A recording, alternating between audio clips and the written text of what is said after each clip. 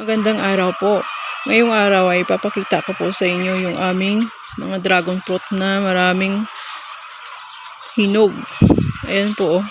Noong isang linggo lang po namin ito hinarbisan. Ang dami na naman pong hinog. Ayan, namumulaklak. Ang daming hinog po. Ayan. Nagtataka po kayo kung bakit nasa malunggay po namin nilalagay yung aming dragon fruit.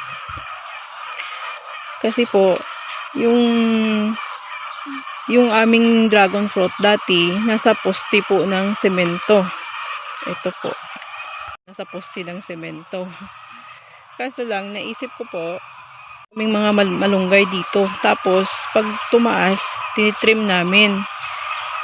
Naisip ko, bakit hindi ko subukan na itanim sa puno ng malunggay yung aming dragon fruit.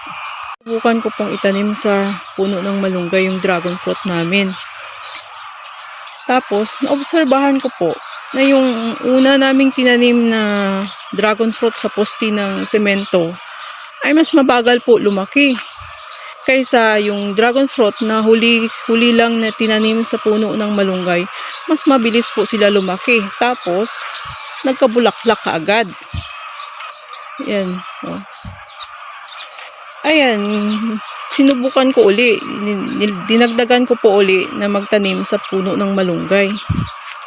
Kaya po, yung lahat namin na dragon fruit ay nasa puno na ng malunggay. Kukunti lang po yung nasa poste ng semento.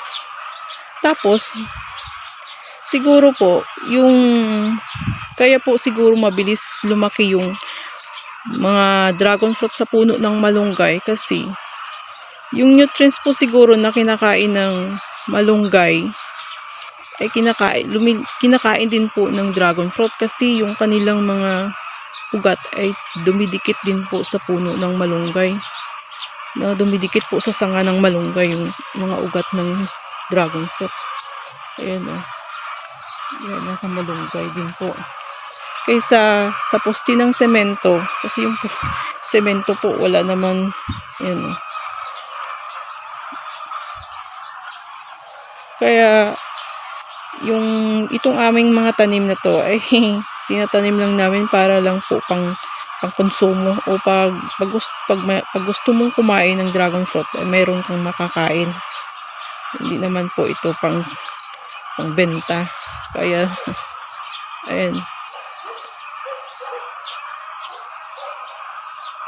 Iba po yung paglaki nila sa malunggay kaysa semento po. Yan. Yung problema lang po dito sa malunggay, maraming langgam. Umakyat sa taas, gumagapang sa mga sanga ng dragon fruit. Kaya yung dragon fruit namin, may mga fungus. Ayan o. Gawa po ng mga langgam.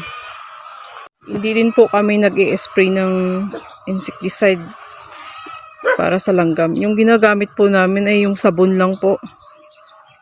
Tinutunaw namin yung sabon, saka namin ini-spray sa katawan ng malunggay para matanggal yung mga langgam. Pati po sa katawan ng dragon fruit. Kaya napapansin nyo po, maraming mga parang sira-sira na sanga ng dragon fruit. Dahil sa langgam yan. Ayan, kaso lang kung anong taas ng malunggay. Yun din po yung taas nila. Gumagapang din sila sa taas. Kaya kailangan itrim din yung malunggay. Tuwing may bagong sibol ng malunggay, tinitrim namin para hindi din po aakyat yung dragon fruit na mataas. Kasi ang hirap din po mag-harvest pag mataas. May tinik pa. Yan. Ito po yung pinaka mother plant. Dito po kami kumukuha ng mga tinatanim namin. Ayan, marami ding bulaklak. Ayan sa taas, maraming bulaklak.